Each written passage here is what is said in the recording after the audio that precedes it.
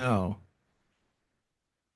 good evening, good morning, or good afternoon, whenever this show catches you, or you catch up and have time to watch the show. You're listening to The Strange Reality with Dave Emmons, and I have different guests, different topics I cover all the time. Even going to cover economics before long, and that's a little bit out of my league, but I'll go with it.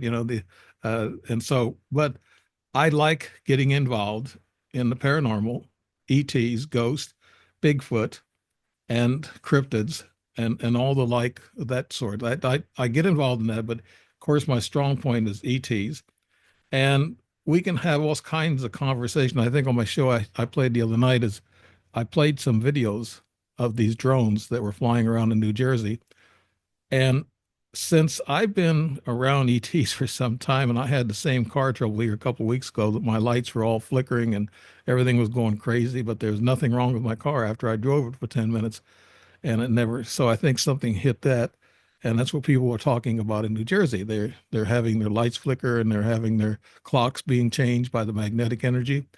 So these things are as big as a car. Some say that there's the large as a bus, but the scariest thing I heard, and I was just talking to my guest Victoria before we got on air, that they have said that there's a Coast Guard cutter that was coming into New York, and there's about 19 or 20 drones following them. And the commander of that cutter said that these drones were coming up out of the water. What do we have that's under the water and comes up as a drone? We don't have that. And what do we have drones that can fly all night, starting at sundown and into the early wee hours of the morning, and they fly all night? What kind of fuel are they using?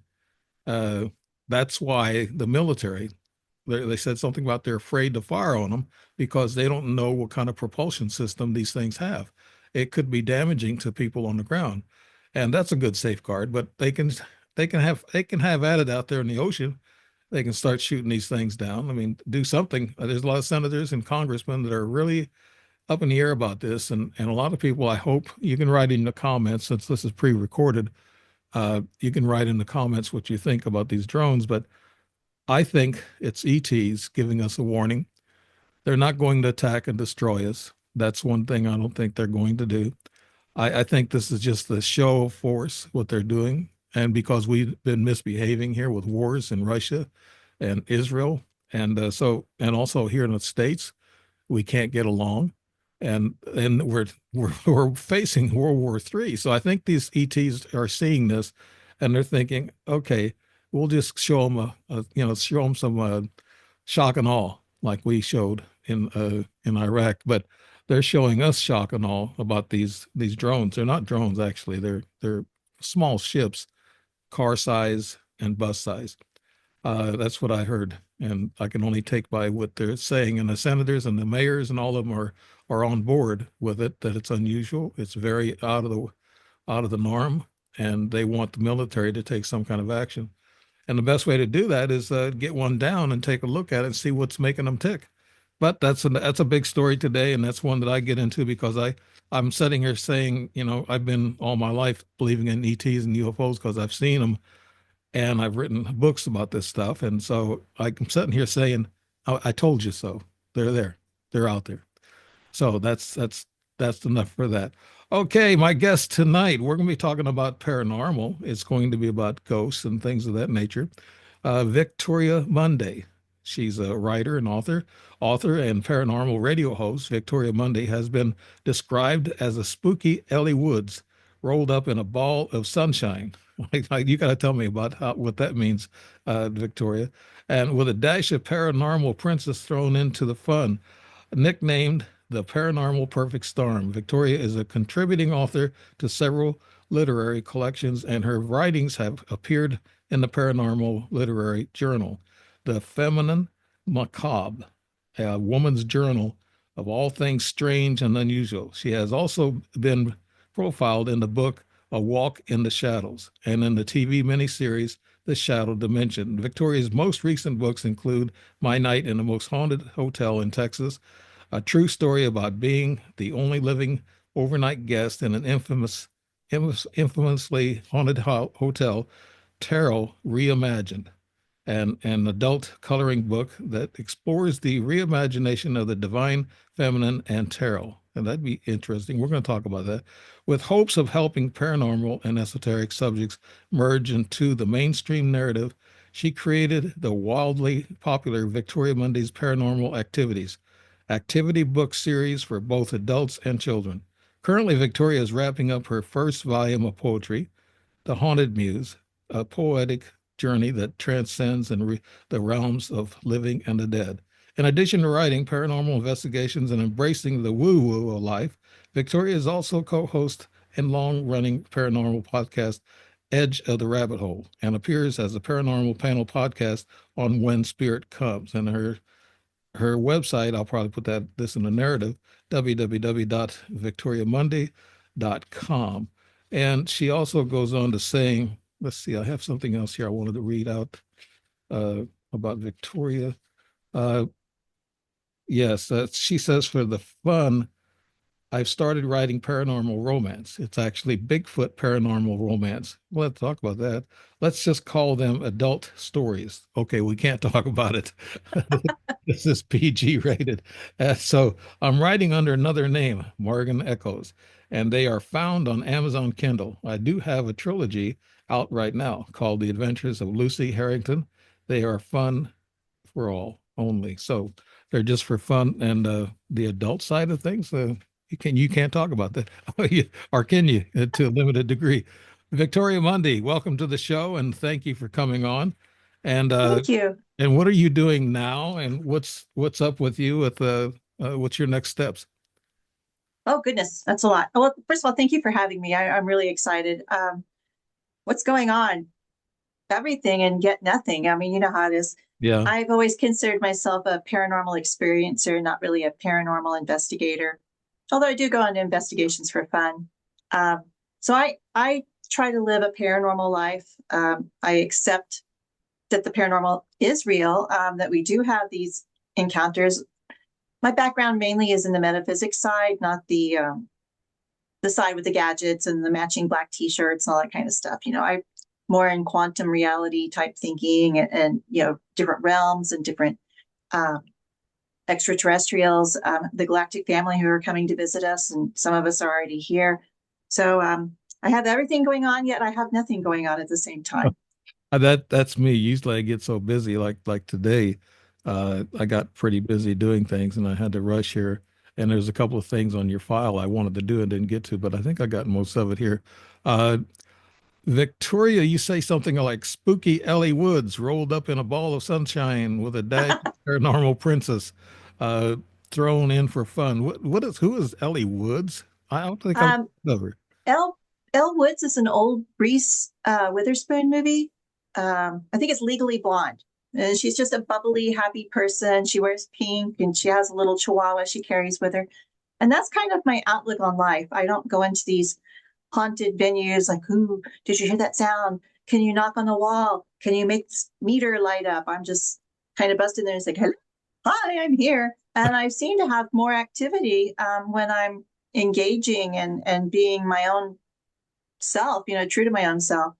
Um, Yeah, I'm gonna so show I'm, a picture oh of yeah, the paranormal, for starters, and yeah, so that's why I didn't. That I don't. I said Ellie, and it's Elle, right? yeah. And Elle Woods, yeah. it's I let my wife watches a lot of those movies. Is it okay to say? Forgive me if I say this the wrong way for women. A chick flick, we call them. Oh, it's definitely a chick flick. She's a this beautiful, perky, beautiful. Well, it's not me, but Reese Witherspoon, beautiful, perky little Yeah. blonde Southern Mhm. girl, and she follows her boyfriend to Harvard, and she gets a law degree accidentally. So I mean, it's just this great movie. She's upbeat. She's very, very positive, even when the worst things happen.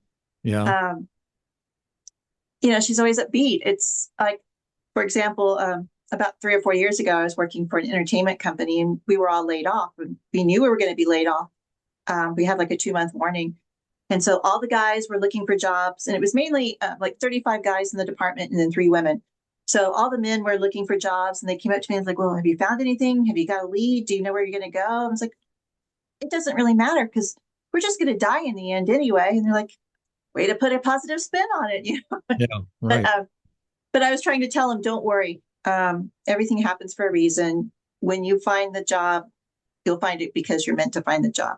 Bingo. I was trying to take the stress out of the day, but Right. um, that's me. Yeah, I I giggle and I laugh. I know most of my viewers would probably always like for me to ask these questions.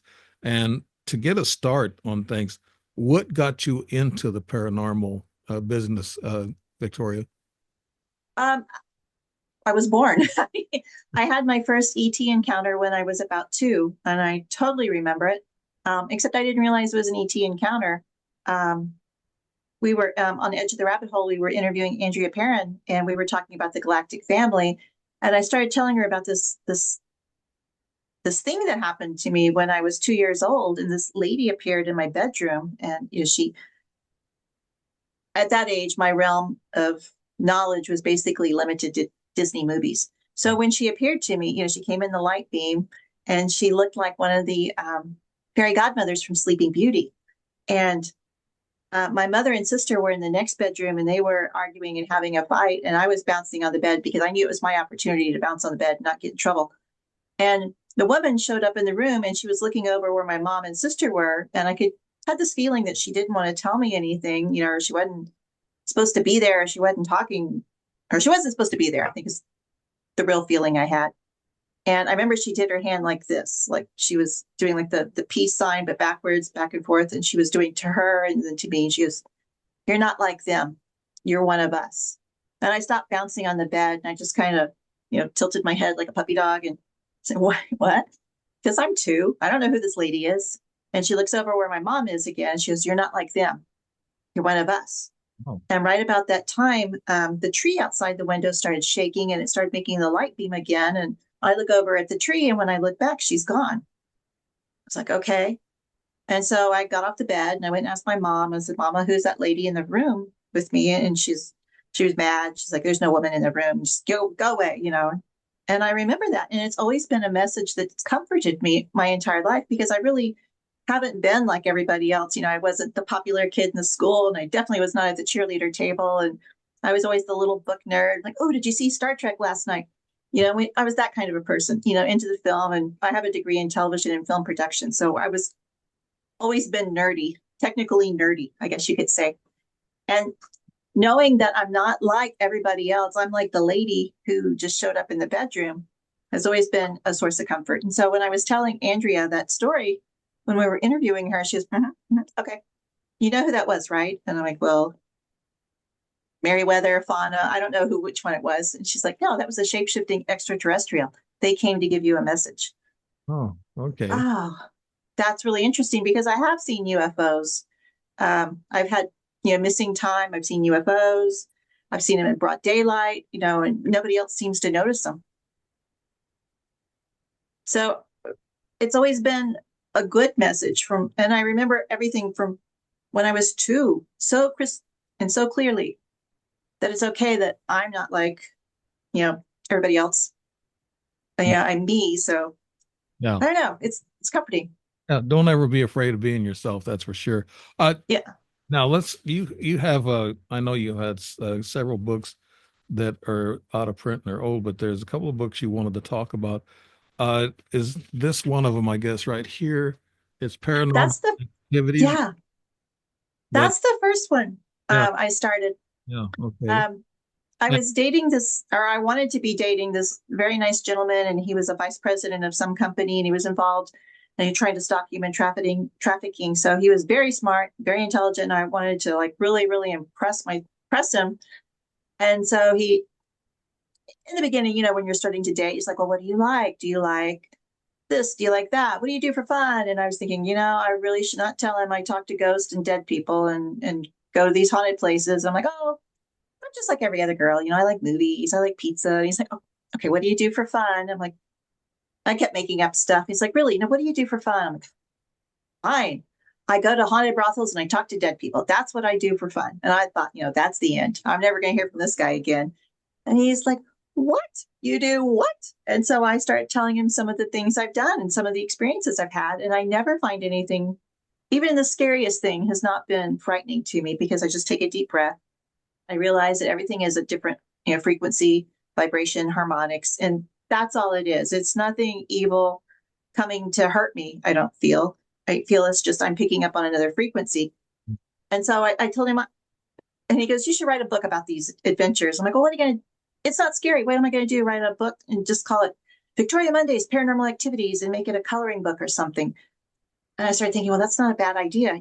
So I made a series of paranormal activity books, and so I have them for children and for adults, and they're all different kinds. One's for esoterics type thinkers. One's for my witchy friends.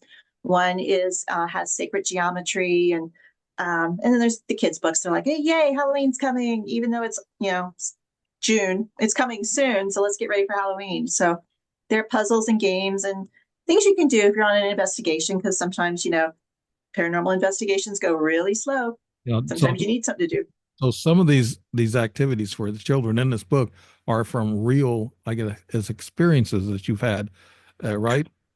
Oh no, those ones for kids are coloring books, and so they're like, "What do you want to be for Halloween?" And then it's got like games and puzzles and things like help Freddy the ghost find his K2 meter. So you have to go through a maze and find the K2 meter on the other side. So it's things like that. It's everything is related to the paranormal. It's related to something esoteric, or it's related to Halloween. So it's nothing scary for children. I'm not trying to brainwash anybody, come to the dark side, or Yeah. anything like that. Yeah.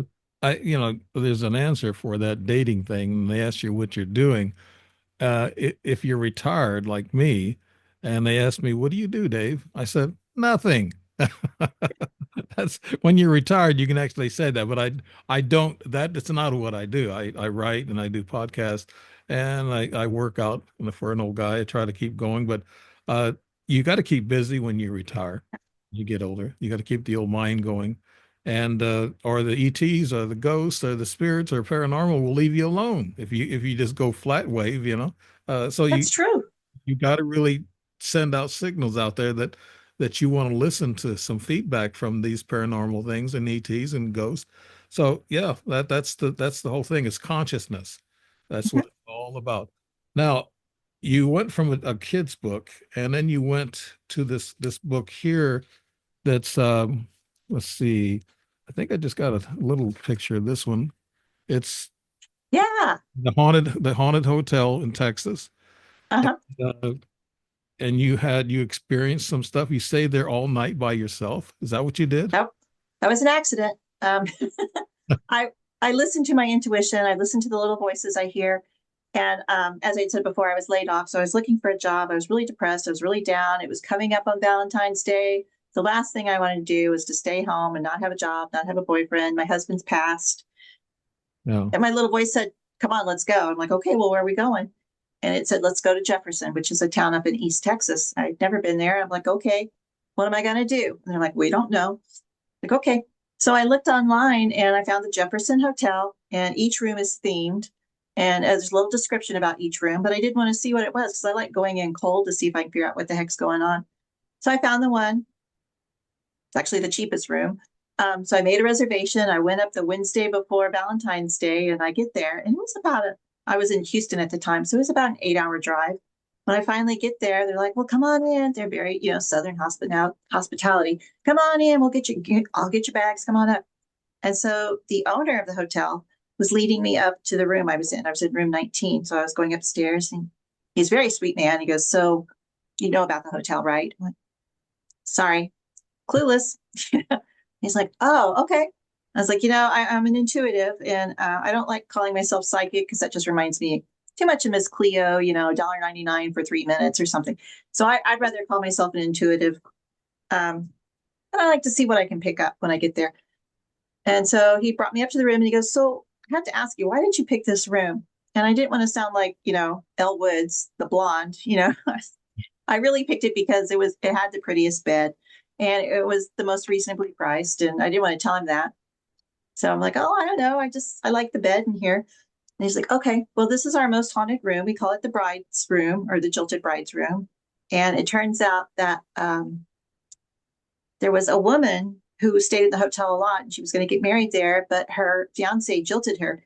And on her wedding day, she hung herself from the top of the bed frame, the headboard. No, I think Like, great. I think I've heard that story through some of my, I guess, connections with the paranormal Uh-huh. and ghost stories. Uh, but that then I didn't like interrupting you. Go ahead Oh, and it's fine. I want to hear Well, the I whole thought, story about this haunted Texas hotel. Yeah. what a perfect place for me to stay. I'm trying to get away from my broken heart, my unrequited love, and I'm in the jilted bride room. I'm like, oh, okay. And so the owner goes, so we got you all settled in. We're going to go to town. If you need anything, here's my phone number. Just send me a text. I'm like, okay. And it was during the day, so I wasn't too worried. But town was about 30 miles away. And so they were going to drive 30 miles away, do their shopping or whatever they needed to do, and then come back. I'm like, okay. And he goes, don't worry, you're the only one here. No one else is checking in tonight. I was like, what? I'm the only one here. Okie dokie. So you're gonna lock me into a haunted hotel by myself, are you? So he goes, just have fun, look around, and each room has a velvet rope across the door so you can look in and see what the different themes are. And he goes, just don't go in the rooms. Just walk around the hall and look. I'm like, okay, thank you. I'll do that. And he goes, well, okay, you can go in. But if you go in, don't sit on the beds. Not a problem. I won't do that. I won't mess up anything. And he goes, okay, well, if you sit on the bed, just straighten the mattress out, make it look nice. I'm like, okay, don't worry. I'll take care of everything. So they're gone. And I'm walking down the hall, and there's, of course, there's a bootlegger room, and there was a room that was in homage to a bed and breakfast that had burnt down in town. It was a very famous one called the Pride Room. There's, of course, a nautical room, the clown room. Yeah, and there was a doll room. And it's not just any room, it's filled with antique dolls. And they're hanging upside down from the ceiling, and they're sticking out the walls, and some of them don't have heads. And it's That's, just creepy. yeah, that is creepy. It's scary. I don't like that kind of room. Yeah. I'm like, well, I'm not going to go in there. So I went up to the velvet rope, and I'm, being my perky little self. I'm like, hey guys. And I know I'm the only one in the hotel, so I don't mind being a goof. It's like, how you doing? So I do my little finger guns because, I'm trying to lighten the mood. I said, hey, I'm Victoria. Can I take a couple of pictures? And so I take a couple of pictures and I say, thanks. And I start to leave. So I don't even walk in the room. And I'm about 10 steps away, and I hear something go, like, what the heck? What the heck was laughing at me? I'm like, okay, he has to have a motion activated doll. And it's on some sort of delay. That's got to be the only answer. So I walk along and I check out some other rooms, and I end up downstairs, and there's this beautiful antique armoire, and it's kind of in a recessed area of the wall. I'm like, ooh, well, there's nobody here. I'm going to peek. So when I open up the armoire, it's a hidden staircase. I'm like, okay, here I go. So I close the door in behind me, and I'm going up this hidden staircase, and it turns out it opens up a trap door in the room next door to where I was. I'm like, okay, this is kind of pretty cool.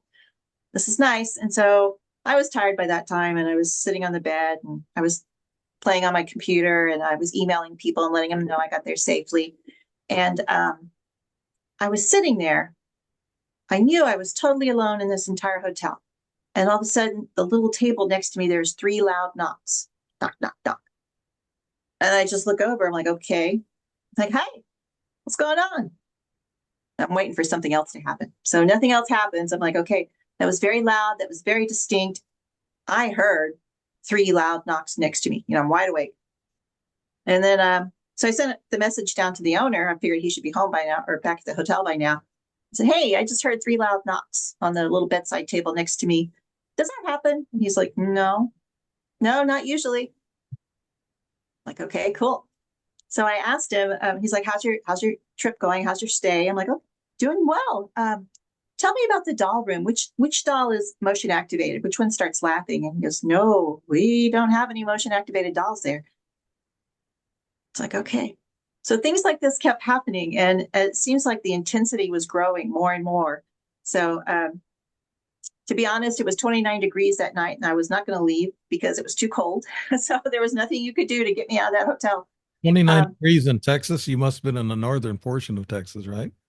It's way up northeast, kind of by Louisiana. So it's way up northeast Texas. Okay. Yeah, and it was an amazing opportunity, I think, to have the place to myself. But things kept happening all night long, and it's like the experiences were getting more and more intense. I'm like, okay. So that happened. So I ended up writing a book about it. I went back to Jefferson a few months later, and I stayed at another bed and breakfast, and there were some more things happening there, and so I wrote about that too. So it's a charming little book. I'd like to say it's a lighthearted romp through a haunted town in East Texas. Okay. Yeah, and when you stayed by yourself, and that's of course you had what people owners downstairs. They were They staying. were the hotel's huge, and they were downstairs at the other end. I don't even know where they were. Now, But one thing that they woke me up the next morning at 7 a.m. I could hear somebody walking down the hallway. You know, it's an old building, so it creak, creak, creak. And I'm like, okay. And then the door wasn't exactly fitted very well to the door frame, and I could see like a shadow doing this back and forth at the door. And since it was so cold, and in case I had a bolt, I stayed dressed all night. So I was sitting up in bed and I was just looking, and they kept doing that. And then they kind of went away. And then I finally remembered after I got back home, I didn't hear anybody walking back down the hallway. So I sent a message to the owner and I said, "Thank you for a great time. I'm back home. Everything was great. But can you tell me who was walking down the hall at 7 a.m.?" And he goes, "Well, let me look. Let me go look at the security camera because they have cameras that are tripped from motion." And so he sent me the screenshots from 7 a.m. And there was nobody in the hall. But it wouldn't have started recording unless there was some sort of activity or motion. So there was something moving down the hall. We just couldn't see it. right. So I don't know. It's just like my trail cam infrared, move motion sensitive, and it'll click on something that's not even there in the room, and Mhm. something had to activate it. So whatever it is Yeah. moves in and moves out real quick because they know it's a camera. I guess spirits and ghosts, the supernatural, also know they're being photographed. Probably. Do you think Could so? be. From your experience, Victoria? Do you have you ever noticed sense that? It's a good question. I've never really thought about it, to be honest. I do have photos of where I have caught things, like I've caught full body apparitions, but I don't see them when I take pictures. But when I go back and look, I'm like, oh, Yeah. well, it's a man standing right there. So I don't know if they can affect the because everything's digital now. If they can affect the technology, so they make some sort of imprint. Well, cameras can pick up things that's not within our light intensity of our eyes. What we Mhm. so the camera can actually see things that we can't at times, and they can pick up something like infrared signatures of of people, entities, or whatever, and they can take a picture of that because I've got plenty of those really bright, tall entities. That's really Mhm. entities that the camera picks up, but I can't see them. You can't see them with your bare eyes uh, No. because of that. Now, did you go on a ghost hunt tour when you went to that hotel? Was that the only stop you made that day? And did you go somewhere else after that, Victoria? Well, it was a long drive, so my little voice told me just to get out of town to shake up the cobweb. So, because I was job hunting, I was depressed. I just needed a change in my life. And as I drove through Texas, which was a really long drive, I started realizing more and more things about myself. I kept remembering things from when I passed because my family is from East Texas, but I hadn't been there since I was just a little kid. Um, so I started listening to my intuition, and it's okay. That's my thing. I'm going to do that from now on. Whatever my intuition tells me, I'm going to do it. It might sound silly, it might sound stupid, um, but that's what I'm going to do. And so, the more I listen to the little voices I hear, the greater the adventures are that I've been on. Yeah. And you said you're more of an experiencer than you are an investigator. Uh, Mhm. could you tell us the difference between those two with you, especially? I mean, with what you mean by it. I mean, I know how. What if I said it? I know I'd be, like I'm an experiencer because things come to me. I don't Exactly. go out hunt for them. I don't investigate for them. They'll come to me in my house. The ETs. I went out west, and to tell you the truth, when I went out west, like Sedona, Arizona, and those places, I had some really weird events happen in Sedona, but actually seeing UFOs. I Mhm. saw more UFOs in Illinois than I did all of my trips out west. That's unusual. I mean, and they're right in your backyard, and right now they're all over the world, I guess. But No, what? Tell us what was that one of your scariest moments in that Texas hotel, Victoria, or did you have other scary moments in your life in ghost experiencing? I don't really consider those scary. There's a sense of euphoria where I feel like it's like a hidden secret that I have with the universe, and it's kind of like an inside joke, you know. Um, in the Shadow Dimension, which is a book by Mike Ricksecker, I was telling him a story about I used to do ghost tours just north of Houston in this little town called Old Town Spring, and I would always see a shadow figure, and I felt he was very protective. He kind of reminded me of my grandpa. He was about the same size, and I could tell he was wearing overalls. My grandfather used to wear overalls, and I would be out there sometimes with a group of people. And the thing that would scare me about that is I didn't know these individuals, and I'm out in a town by myself at midnight, you know, with six people looking for ghosts. So that was the only scary thing. But one night I was leading the ghost tour, and I was going to walk into a building that I could walk into, and it was there was no moon out. It was super dark, you know, and I think it was the midnight tour. And so I was leading the tour into the building, and something hit me inside the head, and I just kind of doubled over. I'm sure I said a few, you know, choice words. It was And I'm a like, oh. mug by. So it felt seriously like I got hit in the head with a 2x4. And this building had some fire damage. And so I thought maybe a board fell loose. And so I got my phone out and I was looking around using it as a flashlight. And I didn't see a loose board or anything. And the man behind me said, "It's a good thing you stopped." I'm like, "Why?" He goes, look in the doorway." And there was this huge spider web across the doorway, and it had a big black widow spider in it. Now, had I gone through, I would have been face planting into a black widow, which I'm sure I would have knocked the building down if I had known that. You know. And if you would have got bitten, that would have been the end of your day. Yeah. Maybe not the end of your life, but the end of your day because you get sick pretty quick with those bites. Now, those you say those these things don't scare you. I guess you've gotten used to them. Is that what you're saying? Uh, Yeah, it's been that way my whole life. Like, it's always been, I don't know if it's like a daydream or if it's a third eye thing or if I'm connecting on some metaphysical level, but usually like a day or two before someone I love dearly passes away, I get some sort of visitation with from them. yeah. And it happened with my mother, my father, my three best friends, my grandparents. And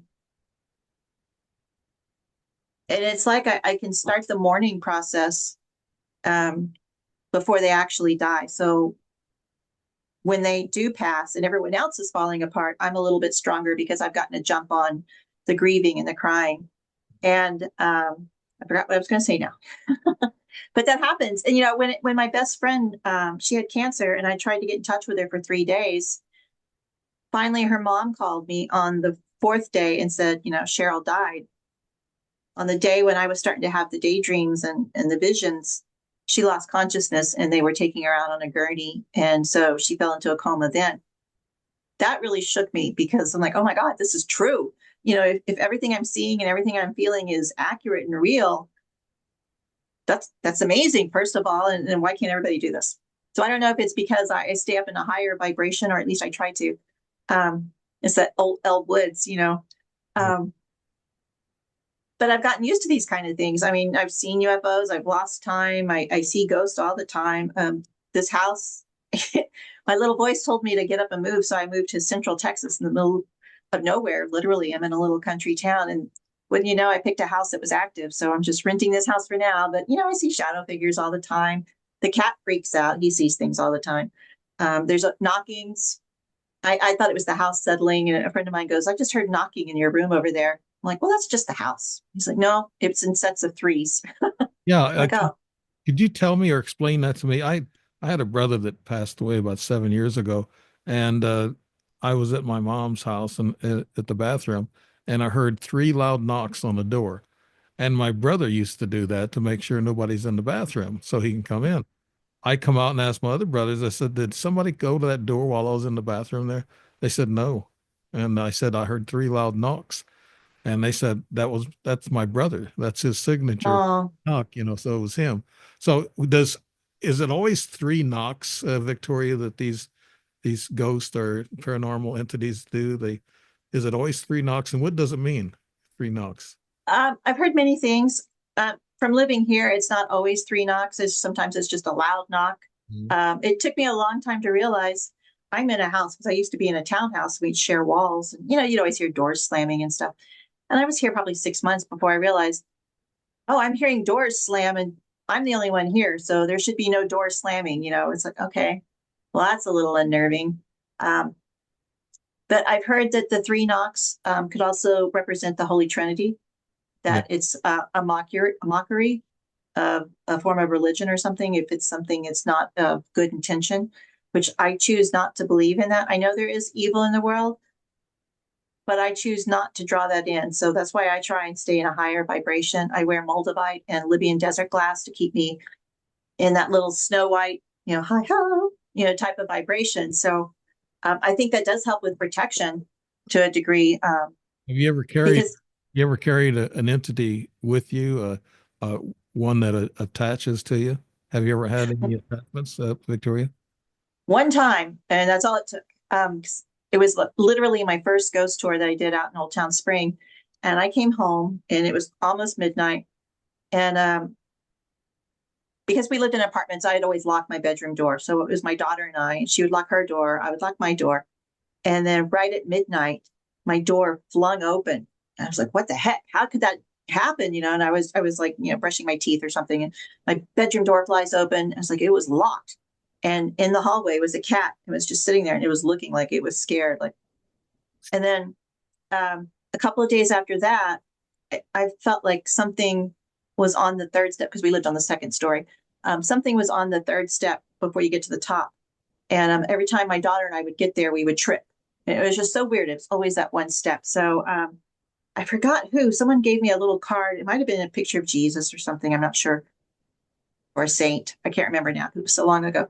But we put it on the step. And I sat there and I talked to her a little bit and said, okay, whoever you are, you got to go. You're not welcome here. Oh, wow. After that, it stopped. And so I always set an intention before I do anything like that, that I can only be surrounded by love and light, and things only in my highest good can come near me. So that has helped. Because what if you had like a rosary or a crucifix or something, and this is what is going to protect you, or if you had, hematite or something, or sage, and you lost that, or it was taken out of your hands or something, are you no longer protected because you don't have that object? I don't think so. What protects you are your intentions and your beliefs and your feelings and the vibrations that you put out. So by trying to maintain that, I don't have to carry all that stuff with me too. Totally agree that you got to keep high vibrations with your and frequencies with your soul and with your uh I guess spiritual energies. Up. Now there's another side to you besides the ghost and the paranormal things. And you said you have started drawing and sketching places before I go to them, validating my visions upon arrival. I also enjoy Yeah. doing a cold walkthrough, picking up all the information I can, sketching and drawing what I see and hear, then having it validated by someone who knows the history of the area that I'm in. And you do identify as a light worker. We'll throw that in. But can you tell us, is that remote viewing, Victoria? I think it is. It's a form of it. Because I was going to one place. It's called the Immortal 32 House. Mhm. And I think my internet connection's acting a little goofy right now. Yeah, it's been But spooky off and on. Yeah, oh, I'm sorry. probably The go it one of them drones flying over. Yeah, I wouldn't doubt it. I'm very close to a yeah, I think I am very close to a fort something or another out here, an Oh, army base. Um, I do think it is a form of remote viewing because I was going to go on an investigation at a place called the Immortal 32 House, and that is at the Alamo when they called out, if you can hear my voice, please come and help us. mhm. The Immortal 32 House, what they call it now, is a log cabin. It was owned by George Kimball. He created a militia, and 32 men rode to the Alamo, and unfortunately, they were massacred. So, and then after the Alamo fell, Santa Anna came back, and he actually camped there. So there is a lot of energy there. And so I was really excited because this is a great piece of Texas history, and I was actually going to go there. And so I was just thinking about it because when Mr. Kimball rode off to the Alamo, his wife was very pregnant and they had a couple little kids. And I was thinking, like, what would it be like to live out there in the middle of nowhere because they're out there on the prairie, knowing your husband's riding off to fight a battle and you're pregnant? And so I was just kind of thinking of her and daydreaming and drifting off. And so I started seeing his wife. Um, and so I asked her, I'm like, well, aren't you scared? Do you feel protected out here? And when I see things, they're always in sepia color, kind of an olive sepia um, color. And she looked at me and she would just shake her head and she would say, Koma she. And I'm like, well, I don't know what the heck that means. And I was like, well, what's protecting you? Aren't you scared? And she would say, Koma she. Okay. Didn't get it. Nothing clicked. And so when I actually went on the investigation, I was talking to the lady who actually owned the house and I told her the story. And I said, she kept saying Koma she. And she's like, oh, Comanche. I'm like, oh, Comanche. That's what it Why sounds. didn't you? Yeah, Native American Indian. Yeah. Yeah, I was like, oh, I was like, well, the Comanches didn't come down this far south because we were always taught they stayed up, like Waco. They didn't come down to San Antonio. And she's like, oh, no, no, the Comanches were down here too. Well, history's all wrong. You know that, don't you? We Yeah. we don't even really know what the real history of our humanity has been in the past Oh, 1,000 years. So, and also the times of the Native American Indians, they knew a lot more than what we knew, especially about the hmm country. And they had a lot of spiritual beliefs and things of this nature. They went deeper into it than we did. So if you run yeah. Indian spiritual guide or a person, an Indian, spiritual person, they are all kind of spiritual. I've met them out west, and I know. And you got to be careful what you say because you can offend them pretty easily. Yes. And all you have to do is talk about the skinwalker, and that'll scare away a lot of older Native American Indian women. Mhm. That's now this remote viewing. Does this come to you in dreams or a lucid dream, and then you write it out as it comes into you, Victoria? It's like a daydream. This is kind of silly, but a friend came up to visit me and we went to an Italian restaurant and we walked down and sat down and I looked up at the balcony and the bartender was coming over to get our drink order. And I was like, okay, is there a ghost here? And he goes, what? I was like, is there a ghost up there?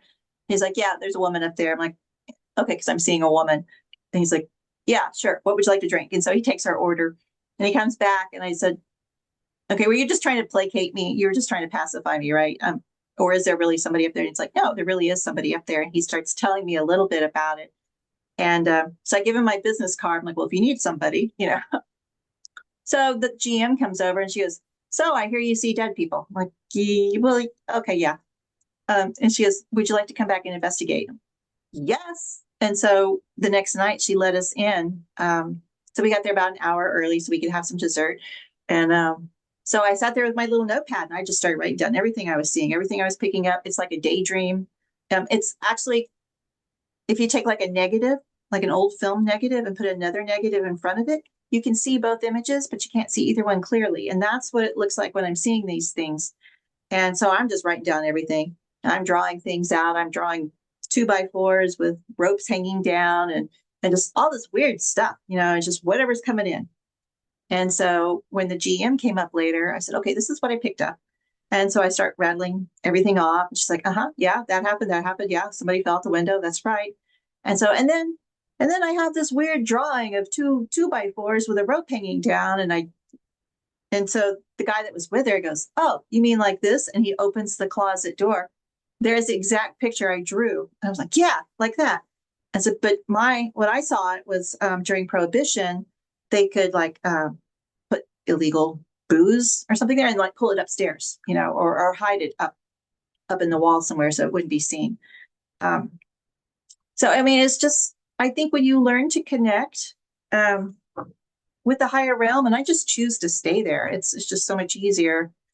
There's a euphoria, working and living in a metaphysical dimension. I know there's a lot of horrible things going on in the world, and I don't know if it's an escapism for me to get away from those, or if it's just where I'm supposed to be. Yeah, yeah. You're talking about having a third eye. My wife accuses me of that because I'll tell her things that I think might be happening, and she'll say, "Quit being so negative." some people think that's negative when you're trying to tell the truth of what you're seeing, what you're visualizing, and Yeah, not really a negative thing. You don't want to take, you don't want it to happen if it is bad, no. But of you're seeing course. something happen before it happens, and I think that's where you're at with that third eye, and you know, having that you're an empath, so you're picking up things from other people. I am an empath, and I pick up, like all my friends that have medical problems. I pray for them, but I seem like I pick up all that I guess you can say bad energy. It's, you know, it makes you sad. It makes you, you know, like most empaths, I think, you know, can relate to that because they're actually taking some of the pain from other people and feeling it themselves and putting themselves in their shoes, you know. So Yeah. that's a hard thing. That is that what you're doing as a light worker, Victoria? You're an empath also. Yeah. And I think some of it, I believe totally in the power of touch. I had a friend who was just, she was on the edge. I don't even know if she would have made it one more day. And so I was just holding her hand, and just listening to her. And she was telling me everything was going on, the ailments, the problems, and everything. And then after about 15 minutes, she goes, "What are you doing?" I was like, "I'm just sitting here. What do you mean? I'm not doing anything. I'm listening to you." And she goes, "My hand, it's tingling. I can feel this going up my arm." I said, "Well, I'm just listening to you. And if anything, I'm providing unconditional love. I am here. I'm accepting you. I'm listening to you. That's all I'm doing." But as a light worker, I think I can also explain things that are happening to other friends. Or like, "I don't get it. What if blah, blah, blah, blah, blah, blah, blah." It's like, well, you're close. If you, um, I don't believe in, okay, I'm not a person who runs around with all the ghost equipment and all the recordings and the things that light up. Um, I do believe that you can communicate by adapting your frequency. And so that's one of the things a lot of my friends and I are going through now is like, "Well, I have this new REM pod or something." I'm like, "Well, you don't need a REM pod. Your body is a REM pod. You can feel when there is a change in the electricity or the pressure or the barometer or something. There is a change in your physical body when this kind of energy is around. So you don't really need that, you know." And so I'm teaching people to do things like that. Yeah, well, I told you that the show is pre-recorded, and I know you like doing live shows. That way, you're able to interact with some of the viewers, and they might ask you questions. But what I will ask the viewers, they're interested in some finding out something, is write some comments down, and I'll make sure that Victoria picks up on them, and then you can hook up with her that way in the comment section Okay. below the video. And I usually get some comments, and sometimes they'll ask, you know, about you or what you do and everything. But since you do that for people, what are some of the things that you do? I know you have this Yes. mural reimagined, and what does that all mean? That works within the light worker type thing and the remote viewing, Victoria. Um, a little bit. We can all agree that the world is changing, and we have just left the Piscean age, which is all about martyrdom and sacrifice, and we're moving into an Aquarian age. And what it is bringing back the divine feminine, which before Christianity, there were women who were healers, they're natural healers, or they would know how to take care of things, or they would know which herbs to combine, or, you know, they had insights. And then they were demonized basically, and they were turned into witches and killed and all that kind of stuff. Those women are coming back. They're getting stronger. There's more and more of a resurgence of the divine feminine energy. So one of the things I like to do is divination, and I love to read tarot cards. But I've noticed on almost all the tarot cards, the men are always in this armor and they look very, you know, swords in hand, and they're very strong. But the women are half naked. They're running around with like a tissue, you know, and they're not wearing clothing. And so I was a little insulted when I looked at this one deck one day. I'm like, you know, the divine feminine is not going to stand for that. And so I was going to make my own tarot cards. And then I realized, well, there's 78 cards in a deck, and that's a lot of drawing. Yeah. So I took my favorite cards, mainly the major arcana and then a couple of the other ones. And I thought, okay, how would the divine feminine see this? Instead of, you know, the three of cups are three women toasting and they're dancing in a circle. I don't think it's like that. I think it's three women who are strong and they are empowered. And they're like, yeah, we know what's going on. So I redid it with that thought in mind. And they're all kind of Art Nouveau, Art Deco type drawings. So for example, the lovers, it's not always boom chickie wow wow, I'm in his arms, he's in my arms. The one I love the most right now is my cat. So it is a drawing of my cat and I. So you see this little tuxedo cat all throughout the book. That's my friend Toby. So he's my companion. He's my buddy. He's my best friend, and he is he has a soul, and I love him dearly, and I will do anything for him, and that's unconditional love to Now, me. the divine feminine, what kind of changes will that bring to us? And I wanted to mention something about the biblical history and, Mary Magdalene. And Mhm. I think what they've tried to do is diminish her importance. And Yeah. I, I'm all for that. She was right there with Jesus. I mean, she knew, what he knew, and the other disciples were jealous of her.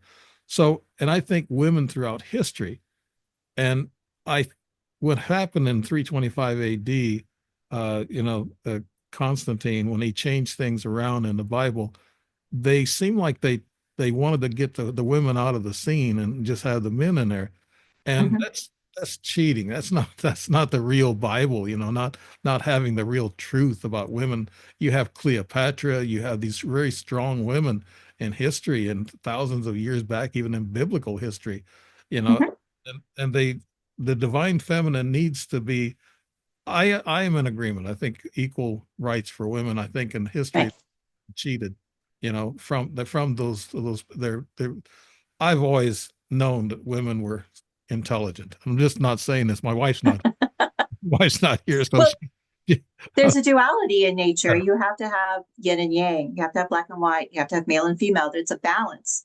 If you don't have the balance, then everything's cattywankers. And by taking the energy and the positive nature of the woman out of the equation, then it became a patriarchal society, and we see where that's gotten us over the last 2,000 years. um, We are changing. I think it's bringing in a softer, more compassionate energy, of unconditional love, of brotherly love, if you want to call it that.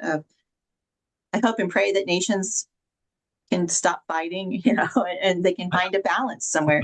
I think these ET drones are trying to prove a point to us, and I don't know how far they're going to go with it, but mark my words, those are ET drones, Victoria, and they're trying to make an impression, letting us know that they can be everywhere and anywhere around the world, and we need to behave ourselves, and maybe, like you said, get back into the divine, inspiration, feminine divine, Mhm. and that type of thing. Now, what do you how do you do what you do as a light worker?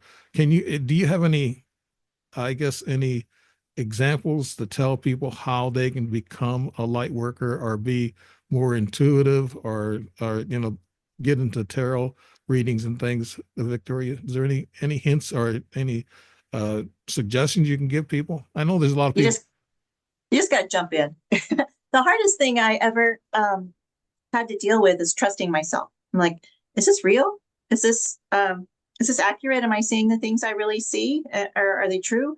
Once I've learned to trust myself that these things are accurate, these things are real, especially like when I went up to Jefferson, I saw a man standing behind me, and I sketched him out, and I told the owner of the hotel, I'm like, well, there was a man here, and he thought there was a man in the hotel with me. He's like, well, what do you mean there was a man here? And I described him. 6'2", long hair. He looks like he was from the 1800s, described his clothing. And he goes, you know about Spielberg, right? Yeah. It's like, well, yeah, he's a great director. I don't know. He's like, no, when he was here in the 70s, he saw that man in another hotel. It scared him so badly, he woke up his crew and they went to another city or another town about 20 miles away. And they went to the Holiday Inn down there. That man scared him so badly that he became what do they call it? The preacher man or something in Poltergeist. I think that's what they call him.